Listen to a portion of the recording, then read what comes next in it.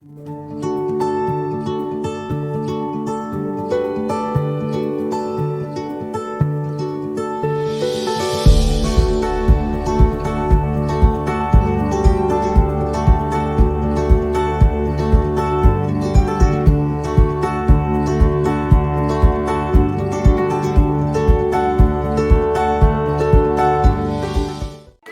নমস্কার।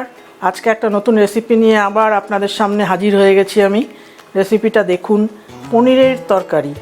তার মধ্যে একটুখানি ফুলকপিও থাকবে, একটু আলুও থাকবে। আর সমস্ত ইনগ্রেডিয়েন্টসগুলো দেখিয়ে দিচ্ছি। প্রথমে লাগবে সর্ষের তেল। রান্না করার সময় একটু ফোড়ন দিতে হবে, তেজপাতা আর জিরে। একটু গরম মশলাও দিয়ে দেবো সঙ্গে। তারপরে দেব হচ্ছে একটু হলুদ, একটু চিনি সামান্য, একটু লবণ। তারপরে এর মধ্যে দেব হচ্ছে পোস্ত বাটা, এই যে এই পোস্ত বাটা, তারপরে চাল মগজ বাটা, তারপরে কাজু কিশমিশ বাটা, সব কিছু দিয়ে তারপরে একটু সাদা সর্ষে, এই যে সাদা সর্ষে, তার মধ্যে আবার একটুখানি আদাও আছে, এটাও বেটে একসঙ্গে দিতে হবে। তারপরে দিতে হবে একটু দই।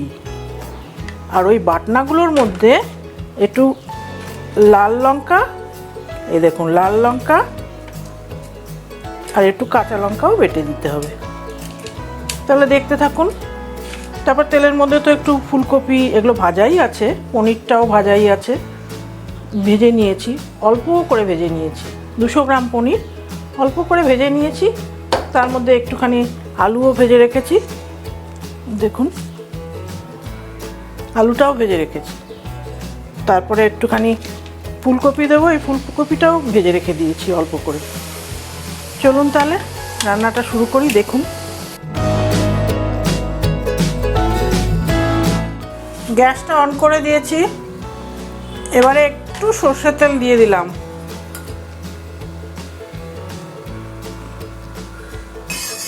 সর্ষের তেল দিলাম, একটু গরম হোক। গরম হলেই সঙ্গে সঙ্গে এটা দিয়ে দেবো ফোড়নটা।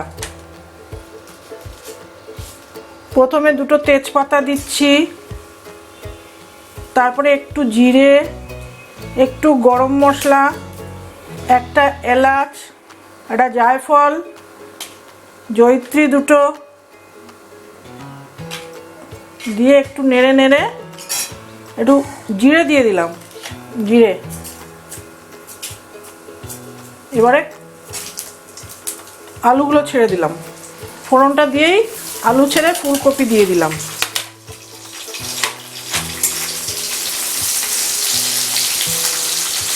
এবার একটু নাড়তে নাড়তে একটু লবণ দিয়ে দিলাম। এবারে একটু হলুদ দিয়ে দিলাম। এবার সমস্ত ইনগ্রেডিয়েন্টসগুলো, সাদা সর্ষে, পোস্ত, লঙ্কা, কাঁচা লঙ্কা, শুকনো লঙ্কা, সব একসঙ্গে, আদা, সব একসঙ্গে করে দিয়েছি, বেটে দিয়েছি, মানে মিক্সিতে করে দিয়েছি। চাল মগজ এটার মধ্যে ছেড়ে দেবো। অল্প একটু চিনি দিয়ে দিলাম। এই সবজিগুলো ভাজাই ছিল, তাও আর একটু ভেজে নিলাম। এবার দেখুন এই মশলাটা দিয়ে দিচ্ছি, মশলার পেস্টটা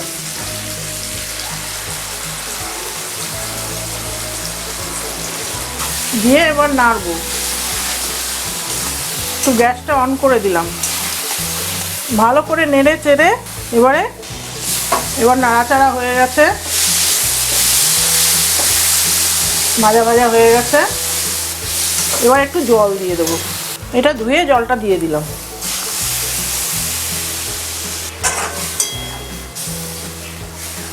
একটু নাড়তে নাড়তে চিনি আর সামান্য একটু দিয়ে দেবো। এই যে দই, ফেটানো দই রেখেছিলাম, এই দইটাকে দিয়ে দেবো, ঢেলে ফেটিয়ে রেখেছিলাম। আর একটু সামান্য জল দেব।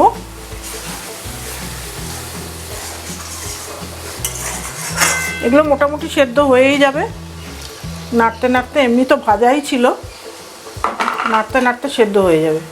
ব্যাস, আর একটু জল দিয়ে দিলাম। এটা হালকা সামান্য ঢাকনা দিলে ভালো হয়, না দিলেও কোনো অসুবিধা নেই। এবারে একটু সেদ্ধ সেদ্ধ হয়ে আসলে তখন একটু পনিরগুলো ছেড়ে দিতে হবে, একটু হোক সামান্য। ফুলকপি আলু সব সেদ্ধ হয়ে গেছে, এবারে পনিরগুলো ছেড়ে দেবো। এই যে পনিরগুলো সব ছেড়ে দিচ্ছি, হয়ে এসছে। খেয়ে স্বাদটা দেখবেন কি অতুলনীয় হবে। এবারে একটুখানি ঘি দিয়ে দিই, আর একটুখানি গরম মশলার গুঁড়ো দিয়ে দিলাম, একটুখানি গরম মশলার গুঁড়ো।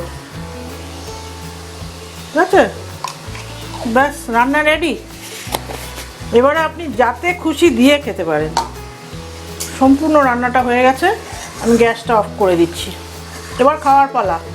সব কিছু দিয়ে খাওয়া যাবে, রুটি, পরোটা, ভাত, লুচি, যা খুশি দিয়ে খেতে পারবেন। হয়ে গেছে রান্না।